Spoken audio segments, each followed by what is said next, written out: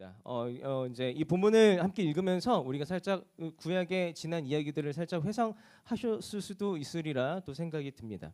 오늘부터 본격적으로 예수님에 대한 이야기를 시작하게 되는데 이제 이 이야기를 나누면서 2025년 나누게 될 예수님의 이야기가 조금 더 기대가 되셨으면 좋겠습니다.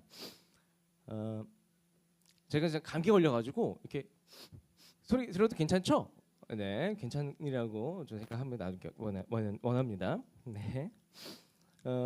이제 여러분들이 이제 교회에서 조금 시간을 보내다가 집에 들어가서요. 혹시 뭐 이렇게 막 이불킥한 적 있으세요? 아, 괜히 말했어. 뭐 이런 적 있으신 적 있으세요? 네, 있으시죠? 네, 다들 있으시죠? 저는 매주 그래요. 매주 집에 가서 아, 이거 내가 괜히 했나 이거? 한다는 거죠. 우리는 사람들과의 만남 이후에 집에 돌아올 때면 교회이든 직장이든 사람들 사이에서 지지고 볶다 돌아오면 가장 먼저 오늘 내가 한 말에 대해서 우리는 곱씹어 보고는 합니다. 그리고 스스로 자신의 언행에 대해서 검열을 하기도 하죠. 내가 이거 좀 이 행동 좋은 행동이었나? 아, 이거 내가 좀 무례한 건 아니었나? 이거 내가 실수한 건 아니었나? 그리고 개인적으로 저한테 돌아와서 한 얘기도 있어. 사실 그때는요 그게 그런 의미가 아니었어요. 근데 저는 아무렇지도 않았거든요. 이런 경우들도 왕왕왕 있다는 것이죠.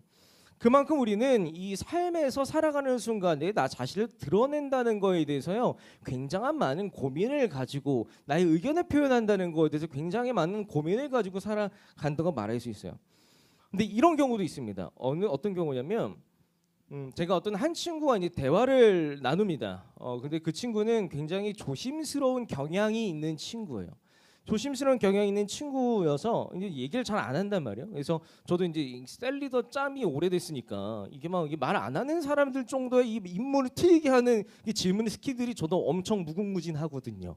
그래서 조심스러운 경향이 있는 친구들한테 막 얘기를 하고 막 야, 너 어땠니? 너 저쨌니? 너 왜 그런 거니? 너 어떻게 사니? 질문을 하다가 그 친구 대답을 하는데 갑자기 그 친구가 저에게 딱 이런 얘기를 딱 하는 거예요. 딱 대화를 딱 끊더니 성림아, 너무 내 얘기만 하네? 나만 손해보는 것 같아? 라고 얘기를 하더라니까요. 여러분들 어떻게 생각하세요? 저는 이야기를 듣자마자 의아했습니다. 그리고 자기 이야기하는 것이 왜 손해를 보는 것처럼 사람들이 느낄까에 대한 고민도 하게 되죠. 자신의 솔직함을 드러내기를 걱정해야 되는 세상이라는 걸 우리가 알 수 있습니다. 한 신문사에서요 다양한 세대와 다양한 지역의 시민들 1000명을 대상으로 가정과 학교와 직장 등 일상에서 자신의 이야기를 얼마나 하며 살아가십니까? 라는 질문을 했대요. 근데 이제 이 질문에 대해서 너무나 많은 사람들이 자신의 의지와 상관없이 정해진 서열과 치열한 경쟁 속에서 말을 억누르면서 산다고 응답을 했답니다. 내가 하고 싶어하는 말을 억누르면서 살아간다고 응답을 하더래요. 진학이나 취업이나 승진이나 이런 같은 삶의 경우에서 괜히 내가 말 한마디 잘못했다가 그 경우에 틀어져 버릴까봐 오토튠인가? 오토튠이 아닌데 이거? 자, 얘도 감기가 안 나. 깜짝이야. 저 무슨 소리인가 했어요. 네, 깜짝 놀랐어요. 오토튠 기능이 있는 줄 알았어. 좋아요. 어쨌든 간에 사람들은 내가 하고 싶은 말을 괜히 자칫해서 잘못했다가 괜히 고가 점수 깎일까봐 어디 소외될까봐 전전긍긍하면서 살아간다는 거죠. 솔직하게 나의 연약함이나 실수나 과거 하나 털어놓기 힘든 세상이 오늘날의 세상이라는 거예요. 왜요? 나의 과거가 약점이 될 수 있는 세상이라는 겁니다. 시청자 여러분 좀 어떠세요? 여러분들은 이 세상이 여전히 솔직하면 손해보는 세상이라고 좀 생각하십니까? 어떠세요? 솔직하면 손해보는 세상이라고 생각하십니까? 여러분은 당신의 연약함과 실수도 과거도 모든 것을 털어놓아도 괜찮을 만한 사람이 혹시 있으십니까? 경쟁과 약점, 헐뜯기로 가득한 세상에서요 솔직한 속마음 털어놓을 자가 있는가에 대해서 우리는 생각해 보아야 할 일이라고 할 수 있는 거죠. 오늘 본문은 신약의 가장 첫 장인 마태복음 1장 말씀입니다. 오늘 본문은 예수님 소개하기를 어떻게 소개하냐면 예수님은 이런 분입니다 라고 소개하는 게 아니라 소개하기를 족보를 통해서 계보를 통해서 소개를 하고 있어요. 예수님의 출신과 가문으로 보건대 예수님은 이런 분이십니다. 우리에게 정보를 전달하고 있는 것이 오늘 본문이라고 말할 수 있습니다. 그런데 의아한 것이 있어요. 보통 이 메시아 정도 되는 사람들의 족보와 계보와 이 가문이라고 하면 정말 위대한 사람들만 많이 담아 넣어야 되지 좀 메시아라고 설득력이 있지 않겠습니까?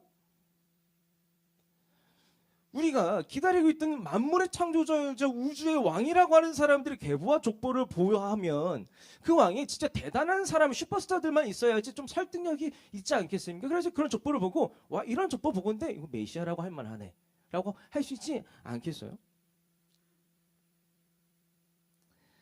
그러야 메시아 위신이 조금 더 설득입니다. 그런데 중요한 건 우리의 왕이라고 하는 예수 그리스도 메시아의 계보를 보면요 솔직합니다. 너무 솔직하고 너무 편견이 없는 족보와 계보라는 거예요. 일단 예수님의 족보안을 보면요 아브라함과 다윗처럼요 위대했던 믿음의 선배들이 막 드러나 보여요. 그런데 동시에 어떤 사람들이 나오냐면 천한 사람들이 나옵니다. 악한 사람들이 나옵니다. 그리고요 이 사람 누구야 할 만치 이름 없는 무명한 자들도 예수 그리스도 그 메시아의 족보에 드러나고 있다는 거예요. 그야말로 모든 종류의 사람들이 드러나는 것이 예수님의 족보라는 것이죠. 감춘 것 없이 너무나 솔직한 예수님의 계보였습니다. 멋지고 아름다우며 사회적으로 성공한 사람들만 담긴 족보가 아니라 보통 사람들이 알기도 가득 채워진 것이 예수 그리스도 우리의 메시아라고 하는 사람들의 족보에 가득 채워진 이름이라고 하는 것이죠. 예수님의 족보는 우리에게 무엇을 얘기합니까? 예수 그리스도 시작은 시작부터 솔직했다. 예수 그리스도의 시작은 시작부터 편견이 없었다. 다시 말해서요. 예수 그리스도는 솔직하고 편견 없이 모든 이들을 맞이하기 위해 오셨다라는 것을 애초에 족보와 계보로부터 이야기를 하고 있는 거예요. 예수 그리스도는 모든 사람들의 왕이라고 하는 얘기를요. 족보에서부터 얘기를 하고 있는 거예요. 사랑하는 새촌 여러분, 마태복음 1장 말씀을 나누는 가운데요. 자신의 출신과 자신의 배경, 자신의 모든 것들을 솔직하고 편견 없이 나누어 주시는 예수 그리스도를 묵상하시기 바랍니다. 그리고 그 예수 그리스도께 나아가서 솔직한 여러분의 있는 모습 그대로를 드러낼 줄 아는 수다쟁이 여러분이 되시기를 간절히 바랍니다. 그래서 이 이야기 나누기 원합니다. 우리의 약함도요. 예수 그리스도의 편견 없음을 막을 수가 없어요. 마태복음 1장 3절에서 6절 말씀을 세번역 버전으로 다시 한번 읽겠습니다. 시작. 유다는 다말에게서 베레스와 세라를 낳고 베레스는 헤스론을 낳고 헤스론은 람을 낳고 람은 아미나답을 낳고 아미나답은 나손을 낳고 나손은 살몬을 낳고 살몬은 라합에게서 보아스를 낳고 보아스는 룻에게서 오벳을 낳고 오벳은 이새를 낳고 이새는 다윗 왕을 낳았다. 다윗은 우리아의 아내였던 아이에게서 솔로몬을 낳고. 좋습니다. 이 계보에 드러나 예수님의 계보에 드러나 있는 사람들을 한 명 한 명 어떤 사람이 토박아보자는 거예요. 한 가지 기쁜 소식. 오늘은 좀 짧습니다. 설교가. 네, 그렇게 집중하셔야겠죠? 네. 서운해서 짓는 표정이시죠? 알겠습니다. 네, 오늘 짧으니까 기대해 주세요. 이제 예수 그리스도 계보를 보면요. 마태가 의도적으로 집어넣은 4명의 이름이 나와요. 의도적으로 집어넣은 4명의 여인의 이름이 나옵니다. 누굴까요? 응? 다말, 그리고 라합, 룻, 그리고 바세바. 그러니까 여기 표현 보면 우리아의 아내라고 나와 있는데 바세바라고 하는 이 4명의 이름이 의도적으로 나와요. 이 4명의 여인들이 가지고 있는 공통점이 하나가 있습니다. 뭘까요? 사회에서요. 철저히 소외될 법한 과거를 가진 사람들의 이름이에요. 철저히 따돌림 당할 만한 조건들을 두루 갖춘 사람들의 이름이 이 4명의 이름이라는 거예요. 일단 이들은 하나같이 이방인들이었어요. 이방인들. 유대 사회에서 이방인들은요. 그냥 사람 대접도 못 받던 사람들이 이방인들이었어요. 또 이 사람들은 어떤 사람이냐면 죄인들이었어요. 특별히 성적인 죄와 관련된 사람들이었어요. 또 이 사람들은 특별하게 여인이었어요. 그 당시에 어떤 글에서 여인의 이름이 나온다라는 건 파격적일 정도로 소외됐던 사람들이 여인들이었다라는 거예요. 근데 중요한 건 예수님의 족보와 계보에 그런 이 사회받을 소외될 만한 조건들을 두루 갖춘 여인들의 이름 몇 명 나온다고요? 4명이 연달아서 나왔다라고 말할 수 있어요. 누구든지 평판이 나쁜 조상들을요 족보에서 언급하기를 꺼려할 수밖에 없습니다. 그런데 예수님의 족보에는요 그 당시 사람들이 보기에 아니 메시아의 족보라면서 왜 이방 여인들이 있지? 심지어 이 과거가 있는 여인들이 왜 있지? 문제 있는 사람들이잖아 라고 할 만한 사람들이 당당하게 그 자리를 차지하고 있다라는 거예요. 여러분 다말은 어떤 사람이었을까요? 다말은 어떤 사람이었냐면 일단은 가나안 여인이었어요. 가나안 사람이었어요. 이방 민족이었어요.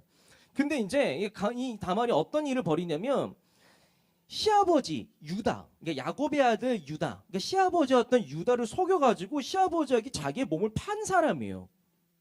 자기의 몸을 팔아서 자신의 이 목적을 성취했던 사람이에요. 이것이 다말이라고 하는 사람이라니까요. 이 얘기를 보면 유다와 다말 사이의 거짓말과 기만의 이야기들이 막 그려지는 것이 다말의 이야기라고 할 수 있습니다.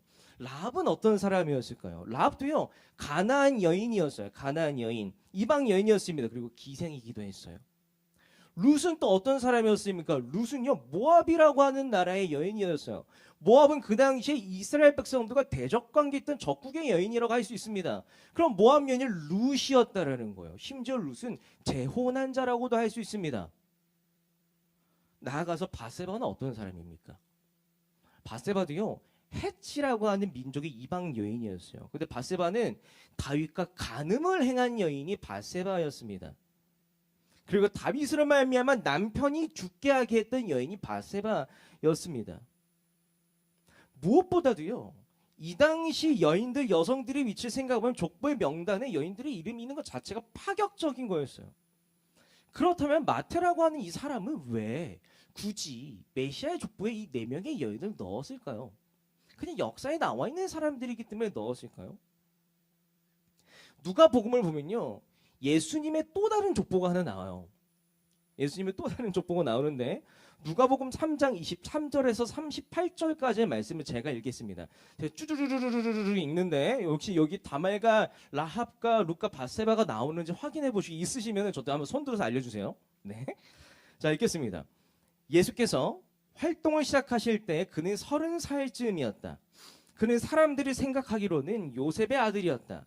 요셉은 엘리의 아들이요 그 윗대로 거슬러 올라가면 마따, 레위, 멜기, 멜기, 얀나, 요셉, 마따디아, 아모스, 나훔, 에슬리, 낫게, 마안, 마따디아, 세메인, 요세, 요다, 요하나, 레사, 수르법엘, 스알델, 네리, 멜기, 아띠, 고삼, 엘마담, 예수 아직 안 나왔죠.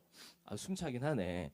자, 엘리에제르, 요림, 마따 쭉쭉쭉쭉 가고 마지막에 무드셀라, 에녹, 야렛, 마할랄리가에 난 에노스 셋 아담에게 이르는데 아담은 하나님의 아들이다. 이게 예수님의 족보라는 거예요. 이 족보 안에서 이 4명의 여인이 이름이 나옵니까? 마태의 족보와 누가의 족보가 다르다라는 거예요. 다시 말해서요. 이 4명의 여인은 마태가요. 예수님은 어떤 분이신지를 소개하기 위해서 일부러 집어넣은 사람들이 4명의 여인이라는 거예요. 예수님이 어떤 사람들을 위해서 이 땅에 찾아오셨는지를 보여주기 위해서 넣은 4명의 여인이라는 거예요. 이 계보에 따르면 예수님은 어떤 분이십니까? 남자와 여자 상관없는 분이세요. 이 계보에 따르면 예수님은 어떤 분이십니까? 이방인과 유대인 상관이 없는 분이세요. 이 계보에 따르면 어떤 분이십니까? 죄인을 위한 분이시라는 거예요. 소외될 만한 모든 조건과 상황을 모두 품으시는 분이 이 땅에 찾아오셨다. 기뻐해라. 이것이 마태의 계보가 우리에게 선언하는 메시지라고 말할 수 있습니다. 우리가 그런 분들께 나아가서 우리 이야기를 솔직하게 해야 할 필요가 있지 않겠습니까?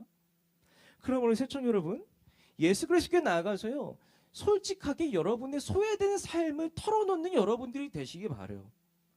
예수 그리스도는 여러분들의 소외됨과 모든 약함에 대해서 알고 들으시기로 작정하시고 여러분들의 소외됨을 위해서 이 땅에 찾아오셨다고 마태의 족보가 대놓고 얘기를 하고 있다니까요.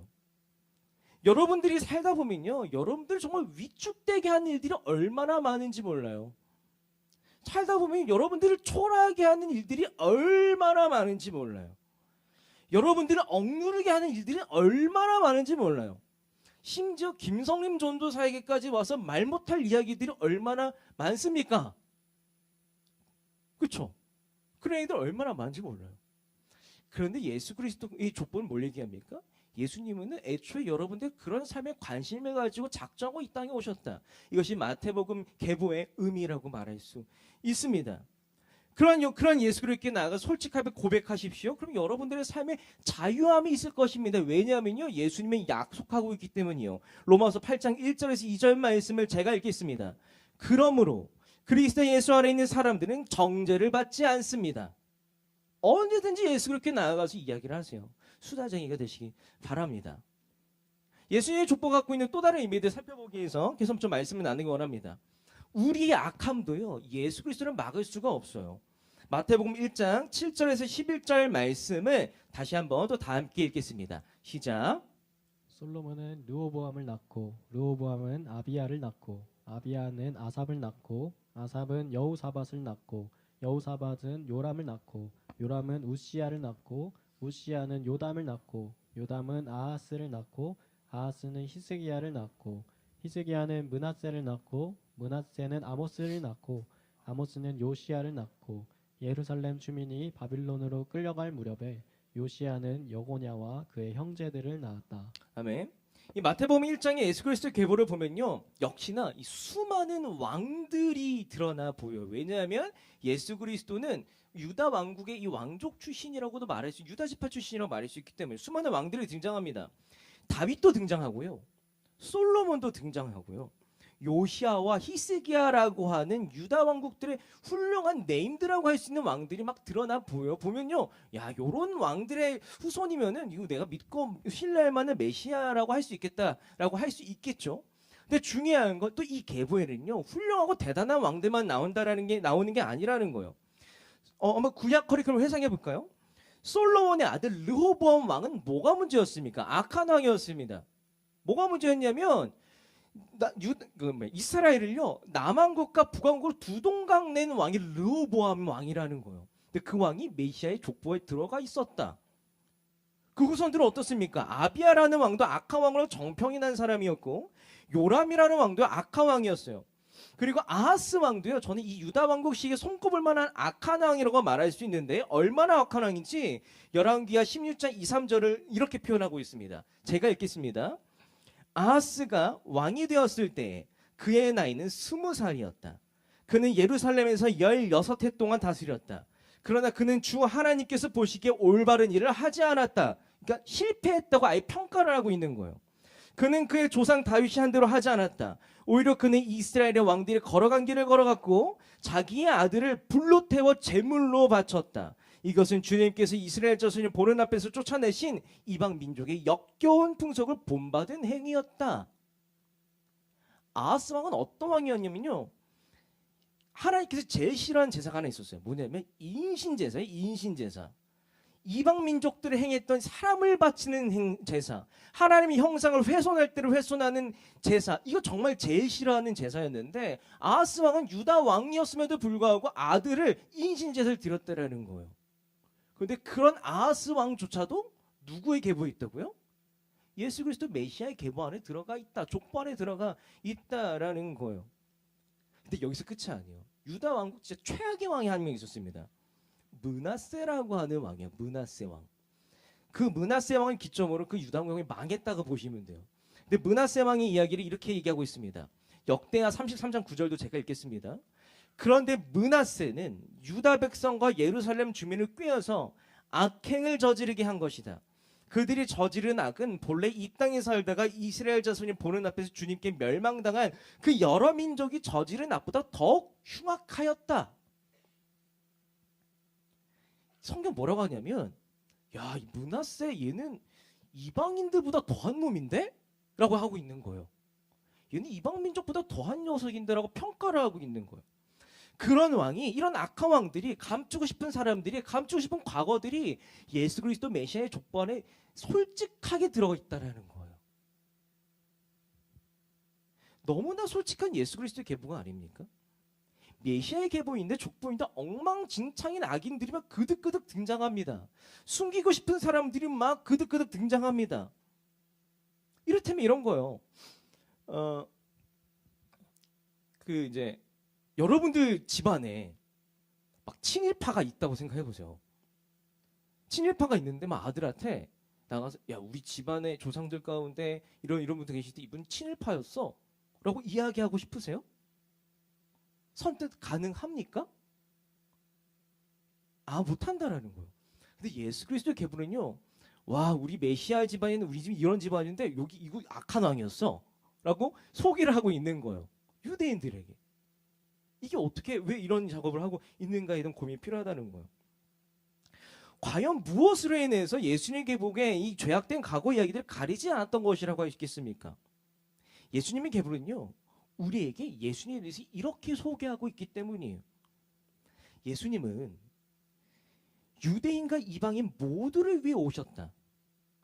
예수님은 역시나 아주 선한 사람과 매우 악한 사람들 또한 다스리기 위해 오셨다. 모두의 구원자로 오셨다. 사람들이 죄의 굴레와 실패의 역사의 끝에 그것을 책임지시고 짊어지시기 위해 수습하시고 풀어내시기 위해 예수 그리스도께서 찾아오셨다라는 메시지를 주는 것이 마태의 예수 그리스도의 계보와 족보라고 하는 것이죠. 마태가 그려낸 솔직하고 편견 없는 예수님의 계보는요, 그 당시 이 족보를 읽고 있는 사람들에게 이런 생각을 하게 했을 것입니다. 이런 엉망진창인 역사를 보건대 예수 그리스도는 이 역사를 끊어내겠구나 생각했을 것입니다.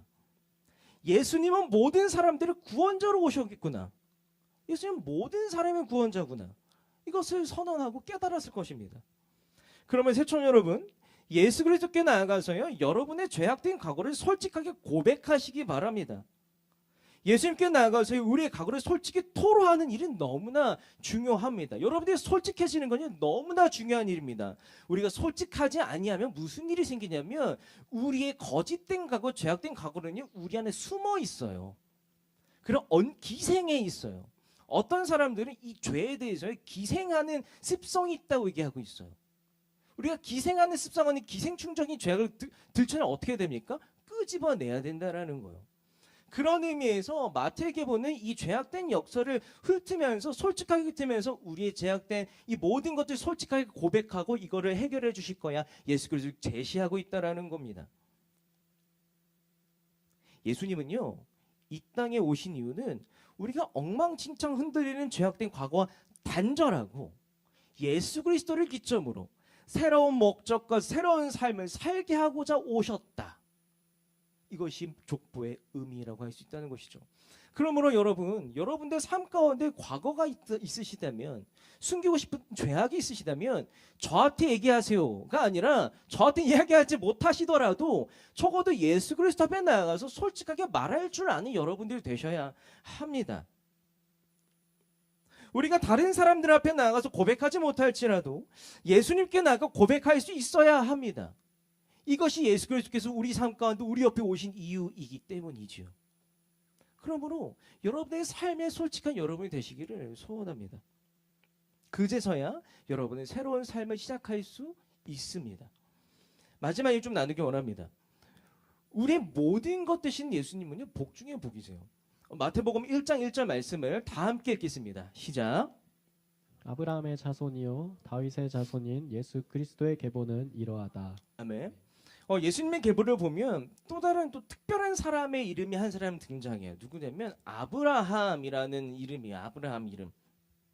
보통 사람들은 아브라함이라고 하는 이름을 들으면 뭐라고 생각하냐면 그래 뭐 예수님 뭐 유대 히브리 사람이지 정도 생각을 할 테지만 예수님께서 아브라함의 자손을 부르신 것은 그 사람이 유대인 중에 한 사람이라는 걸 의미하는 것 이상을 의미한다고 볼 수 있습니다. 왜냐하면 이 아브라함이라는 후손이라는 것 자체가 예수님께서 어떤 삶을 감당하실 것인지를 잘 드러내어주는 이름이기 때문이에요. 아브라함은 어떤 사람이었습니까? 성경은요, 아브라함을 두고 명명백백히 표현하고 있어요. 아브라함은 복의 통로다. 아브라함은 복의 통로다. 아브라함 곁에 가면 복을 받는다. 아브라함과 멀어지면 복과 멀어진다. 복의 통로다. 이것이 아브라함이라고 하는 사람이 갖고 있는 의미라는 것이죠. 창세기 12장 3절과 창세기 22장 18절을요.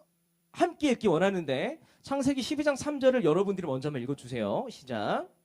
너를 축복하는 사람에게는 내가 복을 베풀고 너를 저주하는 사람에게는 내가 저주를 내릴 것이다. 땅에 사는 모든 민족이 너로 말미암아 복을 받을 것이다. 네가 나에게 복종하였으니 세상 모든 민족이 내 자손의 덕을 입어서 복을 받게 될 것이다. 이는 예수님께서요. 우리를 향한 복의 통로로서의 역할을 다하시겠다라는 것을 의미하고 있는 거예요. 그렇다면 예수님을 통해서 우리가 복을 받게 될 것인데 예수님을 통해서 우리가 받게 될 복은 뭘까요? 그 복이 뭘까요? 여러분 예수님 믿으면 복을 받아요. 믿으세요? 그럼 그 복을 받아본 적 있는 사람? 어머나. 있으세요? 좋습니다. 우리는 예수를 믿으면 복을 받는 사람들이에요. 근데 그렇다면 우리가 복을 받았다고 말할 수 있어야 되는데 우리는 도대체 무슨 복을 받았느냐니까요. 우리는 예수를 믿고 부자가 되었습니까? 그건 아닌 것 같아요. 저는 아닌 것 같아요. 적어도 그렇다라는 거예요. 이 복의 통로가 되어주시는 예수 그리스도를 통해서 얻게 될 복을 우리가 생각할 필요가 있는데 우리가 이제 그 복을 생각하기 위해서요. 오늘 예수님의 계복 끝자락에는요. 우리가 예수님을 믿음으로 말미암아 얻게 될 복에 대해서요. 선언하고 있어요. 마태복음 1장 23절을 함께 힘차게 읽으시면 좋겠습니다. 읽겠습니다. 시작. 처녀가 임신하여 아들을 낳을 것이며 그의 이름을 임마누엘이라 부를 것이다. 임마누엘은 하나님께서 우리와 함께 계신다는 뜻이다. 아멘. 우리는 예수 그리스도로 말미암아 최고의 복을 얻을 것인데 복 중의 복을 얻을 것인데 그 복이 뭐라고요? 하나님. 여러분 돈 받을래요? 하나님 받을래요? 하나님을 주셨다고 얘기하고 있다라니까요. 이것이 예수를 통해서 우리가 얻고 누리게 될 복이라고 성경은 마태복음 얘기하고 있는 거예요. 예수 그리스도를 말미암아 우리가 누릴 수 있는 최고의 복은요. 하나님과 함께한다는 것이다. 임마누엘이다라고 얘기할 수 있습니다. 근데 이 임마누엘이라고 하는 표현을 조금 더 다각적으로 이해하기 위해서 우리가 구약의 이야기를 좀 살펴봐야 하는데 이걸 조금 더 풍성하게 설명해 줄 수 있는 말씀이 하나 있습니다. 뭐냐면 민수기 18장 20절 말씀이요. 제가 읽겠습니다. 주님께서 아론에게 말씀하셨다. 너는 그들의 땅에서는 아무런 유산도 없다. 그들과 더불어 함께 나눌 몫이 너에게는 없다. 이스라엘 자손 가운데 네가 받은 목, 네가 차지할 유산은 바로 나다. 바로 나다. 에스겔서 44장 28절도 제가 읽겠습니다. 제사장들에게도 유산이 있다. 내가 바로 그들의 유산이다. 이스라엘에게서는 그들에게 아무 산업도 주지 말아라. 내가 바로 그들의 산업이다. 구약 시대에 하나님을 만난 사람들과 하나님의 선지자들이 이렇게 얘기하고 있는 거예요. 제사장들아 다른 복 다 필요 없어. 내가 너희의 복이야. 내가 너희의 복이야. 내가 너희 거야. 다른 복 뭐가 필요해? 라고 이야기를 하고 있는 겁니다. 감격하고 있는 겁니다. 예수 그리스도를 말미암아 우리는 가진 것 아무것도 없어도 주님을 소유한 자다라고 이야기할 수 있게 된 것이죠. 엄청난 일 아니고 엄청난 복이 아닙니까? 저는 개인적으로요. 저희 특징이 하나 있는데 뭐냐면 저는 이게 손이 진짜 많이 가는 사람이에요. 손이 진짜 많이 가는 사람. 이게 저와 사역을 같이 하거나 저 교화체 하시는 분들은 간혹가다 저희 뭐라고 하냐면 저 선생님 손 진짜 많이 가시네라고 하면서 도움을 주세요. 너무 감사하죠. 근데 저에게 이제 손이 많이 가는 그 은혜를 주는 수많은 사람들 중에 친한 형님이 한 분 계신데 이제 그 분이 이제 그런 사람들을 붙여서 저에게 이제 인사이트를 많이 줍니다. 근데 제가 이제 번동제교 오기 전에 저도 이제 이 번종제교라고 하는 부임제 확정이 되지 않은 상황에서 여러 가지 진로와 이 소명과 이 고민이 많았겠죠. 하다가 그냥 가장 현실적인 고민을 하게 된 거예요. 그래서 막 이제 그 전도사님 형과 얘기하다가 형 아니 제가 사역을 해야 되는데 다른 사람이 이중직 한다 그러던데요. 역시 돈 내가 어디 먹고 살아야지 사역할 수 있는 거 아니에요? 그래서 막 현실적인 이야기들을 막 했었습니다. 근데 그때 그 형이 제 얘기를 듣다가 문득 듣다가 뭐라고 얘기하셨냐면 이렇게 얘기하더라고요. 성림아, 제사장은 하나님이 책임져줘. 제사장은 하나님이 책임져줘. 제사장이 먹고 살 길은 기업은 하나님이야. 딱 듣는데 제 마음이 평안이 오고 탁 풀렸어요. 그때 제가 무슨 충격을 받았냐면 하나님을 기업이라고 표현하는구나. 구약의 제사장들은 하나님을 나의 기업이라고 고백하고 있구나라고 하는 것을 깨달았어요. 너무나 중요한 묵상입니다. 우리는 어떤 자들이냐면 우리는 이미 하나님을 기업으로 삼은 자들이에요. 우리는 이미 하나님을 기업으로 소유한 자들이에요. 지금 여러분들 옆에 하나님, 다른 구약의 모든 선지자들이 그토록 소유하고 싶고 만나고 싶었던 하나님이 지금 여러분들 옆에 계시다니까요. 인지하고 계셨어요? 방금 깨달으셨어요? 믿으시기 바랍니다. 여러분들이 기업 되신 하나님께서, 여러분들이 소유 되신 하나님께서요, 지금 우리 옆에 계시다라니까요. 믿으시기 바랍니다. 이것이 믿으셔야 합니다. 하나님은 우리의 복 중의 복이시고 최고의 복이십니다. 하나님은 우리 소유이자 기업이십니다. 하나님께서 스스로를요, 임마누엘 예수 그리스도를 통해서 우리에게 선물하셨어요. 선물하셨어요. 예수님께서 자기 자신을 우리에게 주셨어요.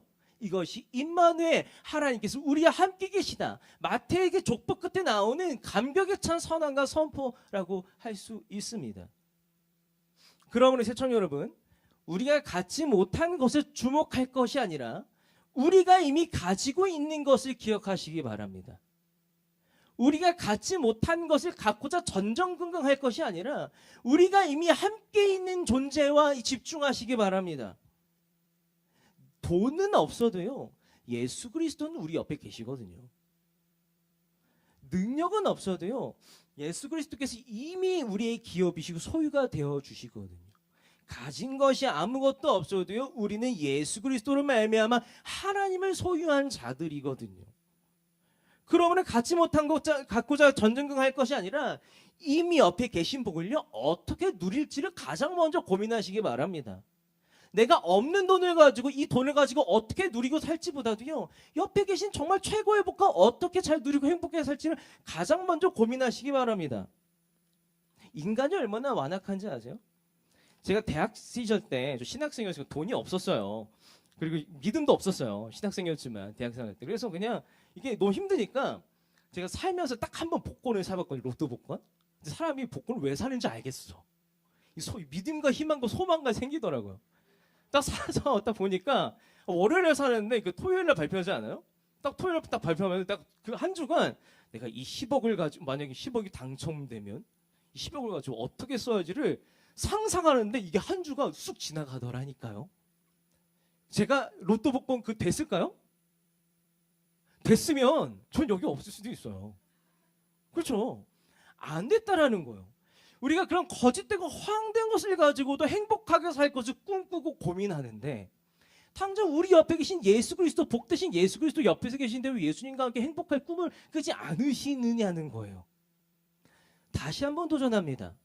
우리는 이미 최고의 복 중의 복 예수 그리스도를 소유한 자입니다. 예수 그리스도와 함께 행복한 인생을 걸어갈 것을 힘껏 꿈꾸시는 새청 여러분 되시기를 강력하게 도전합니다. 이제 말씀을 맺습니다. 무한경쟁 시대 속에서 우리는 솔직하면 손해본다는 생각을 하면서 살아갑니다. 그래서 조금이라도 흠집 잡히지 않기 위해서 나의 약함과 나의 악함과 나의 삶의 이력과 과거들을 감히 드러내지 못하면서 답답하게 살아가고 있는 것이 우리라고 할 수 있어요. 괜히 솔직했다가 이 무한경쟁 시대 속에서 내가 괜히 뒤처질 수 있고 이탈할 수도 있겠다는 걱정과 두려움이 있기 때문입니다. 이렇게 전전긍긍하고 있는 우리에게요, 마태는 예수 그리스도를 소개하기를 한 족보를 통해서 소개하는데 그 족보는 우리에게 이런 메시지를 던져주고 있어요. 예수께는 솔직해라. 예수께는 솔직해도 괜찮다. 예수님께는 솔직해도 괜찮다. 왜냐하면 예수님의 족보는요, 우리에게 이렇게 말하고 있기 때문이요. 예수 그리스도는 소외된 모든 이들을 긍정하기 위해서 이 땅에 오셨다. 예수 그리스도는 연약한 죄인들을 책임지기 위해서 이 땅에 오셨다. 예수 그리스도는 모든 사람들을 구원하시기 위해 오셨다. 그러므로 사랑하는 새청 여러분, 우리가 할 거는요 다른 게 없어요. 예수 그리스도 바라보는 거예요. 예수 그리스도 바라보면서 2025년 지지고 볶고 예수님만 지지고 볶고 사는 거예요. 이것이 우리가 해야 할 유일하고도 단순한 심플한 원싱이라고 할 수 있습니다. 그러므로 여러분 예수님께 나와서 한없이 솔직하십시오. 그리고 그분을 마음껏 누리시기를 계획하십시오. 그러면 여러분들의 구원이 더욱더 선명해지고 행복한 2025년 어떤 고난이 찾아와도 흔들리지 않는 2025년 살아내게 될 것입니다. 예수 그리스도께 집중한 여러분 되시기를 응원하고 도전합니다.